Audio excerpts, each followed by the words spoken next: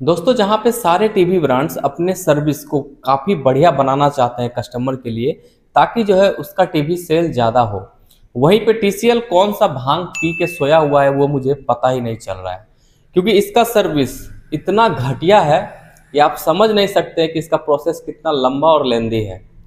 तो आपको सबसे पहले तो हम इसका प्रोसेस बता देंगे, उसके बाद बताएंगे कि 3 ऐसे चीज़ जो कि इस टीवी के सर्विस में इतना घटिया है, जिस वजह से कोई भी कस्टमर जो एक बार ले लिया वो दोबारा इस टीवी को परचेज नहीं करेगा।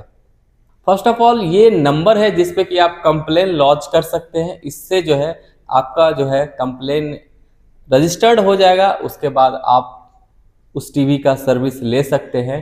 बट सर्विस लेने में जो कठिनाइयाँ आने वाली है आपको, वो मैं आपको बता देता हूँ। तो आज से 2 महीना पहले मैंने जब कंप्लेन राइज किया था, तो पहले 5 दिन में टेक्नीशियन मेरे घर पे आया। उसके बाद उन्होंने जो है टीवी को इंस्पेक्ट किया। उसके 5 दिनों के बाद मुझे ये कंफर्म हुआ कि आपका टीवी जो है रिप्लेसमेंट होने वाला है। तो 10 दिन तो ऐसे ही गुजर गया। बाकी के 10 दिनों में मेरा टीवी जो है वो सर्विस सेंटर बेगूसराय में आया, जो कि मेरे घर से लगभग 20 किलोमीटर दूरी पे है। और वहाँ जब मेरा टीवी आ गया, उसके बाद सर्विस सेंटर वाले कोई कॉल ही नहीं किए कि आपका टीवी जो है आ चुका है। मैं वेट कर रहा था कि जब सर्विस मिलेगा तो होम डोर सर्विस मिलेगा बिल्कुल घर पे। तो इस वजह से मैं भी कॉल नहीं कर रहा था।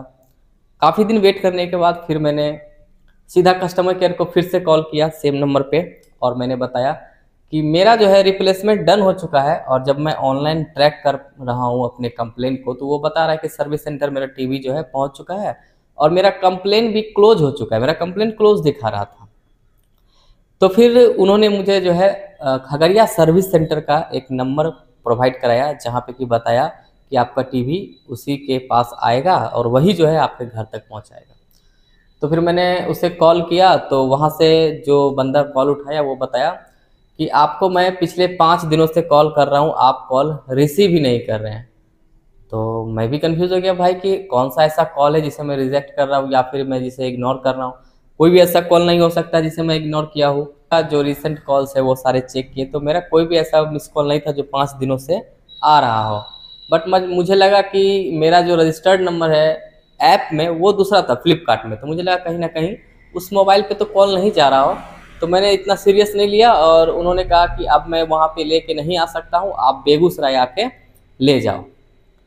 तो मैंने सोचा चलो ठीक है, उतना दिन से टीवी बंद है, महीने भर से तो टीवी बंद ही चल रहा है, तो क्यों ना मैं अपना जो है ले आऊँ टीवी। तो मैंने गाड़ी बुक किया और गया, पूरे 500 रुपया खर्च करके वहाँ से टीवी लेके आ गया। टीवी लाने के बाद क्या हुआ, दूसरा प्रॉब्लम कि मेरा टीवी जो है फिर से ख़राब हो गया। जो मुझे दूसरा टीवी मिला था, जो कि रिप्लेसमेंट के थ्रू मिला था, वो टीवी भी फिर से ख़राब हो गया। इस बार तो स्क्रीन ही ब्लैकआउट हो गया, पिछले टाइम तो लाइनिंग था। और बाद में खुद सर्विस सेंटर वाले बोल रहे हैं कि आपको जो टीवी दोबारा से मिला है वो रिफर्बिश्ड टीवी है, वो पहले से रिपेयर हो चुका टीवी है। तो मुझे जो है एक तो मॉडल सेम नहीं मिला, U62 मैंने जो टीवी परचेज किया था, और मुझे मिला कौन सा K72, जो कि मेरा टीवी नहीं था। बट मैंने सोचा कि चलो दे रहा है तो ले लेते हैं, क्या दिक्कत है, 1 महीने तो लेट कर दिया, डर लग गया कि टीवी देगा कि नहीं देगा। तो मैंने कंप्लेन राइज किया और मैं शॉक रह गया। उन्होंने कंप्लेन लिया ही नहीं। वो कह रहे हैं कि आपका रिप्लेसमेंट जो पहला सर्विस हुआ है रिप्लेसमेंट, अब वो 1 महीने जब तक पूरा नहीं हो जा सकता, महीने के अंदर आपका दोबारा से रिप्लेसमेंट नहीं हो सकता है। तो भाई अगर मेरा टीवी खराब हो जाता है तो उसे रिप्लेसमेंट करना आपका काम है। ये नहीं है कि आप 1 महीना जो है छोड़ देंगे कि 1 महीना के बाद ही होने वाला है। सेम प्रोसीजर फिर से हुआ। 5 दिन टेक्नीशियन लिया। 5 दिन टेक्नीशियन जो डिसीजन देता है कि होना क्या है, तो उन्होंने बताया कि पार्ट आएगा, आपका डिस्प्ले आएगा, जिसके बाद डिस्प्ले चेंज होने के बाद आपका टीवी सही हो जाएगा। तो मेरा पार्ट आने में फिर से 10 दिन लगा। तो 5 5 10 10 20 दिन इधर हो गया। और पार्ट आने के 5 दिनों बाद, क्योंकि पार्ट लेने के लिए भी मुझे बुलाया जा रहा था कि आपको टीवी लेके आना पड़ेगा और वहाँ पे आके आपको रिपेयर कराना पड़ेगा, आपको 10-15 मिनट में छोड़ दिया जाएगा। ये क्या लफड़ा है भाई। तब मुझे लगा कि नहीं, पिछले टाइम जो मुझे कॉल पे बताया गया था कि आपको 5 कॉल किए हैं, आपने कॉल उठाया ही नहीं, वो बिल्कुल गलत था। उन्होंने कोई कॉल नहीं किया। वो कर क्या रहे हैं वो मैं आपको बता दूं। अगर टीसीएल वाले ये वीडियो देखेंगे तो वो भी सोचेंगे कि भाई बात तो सही है। एक्चुअली कंपनी के पास अपना कोई भी सर्विस सेंटर वाले नहीं है। जितने भी बंदे टीसीएल का सर्विस दे रहे हैं वो टीवी के दुकानदार हैं या फिर रिपेयरिंग शॉप है, जिससे कि टीसीएल ने अपना सर्विस करने को दिया है। और जब भी यही प्रूव करके देते हैं कि आपका इस टीवी में ये प्रॉब्लम है, तो वो जो है पार्ट भेज देते हैं।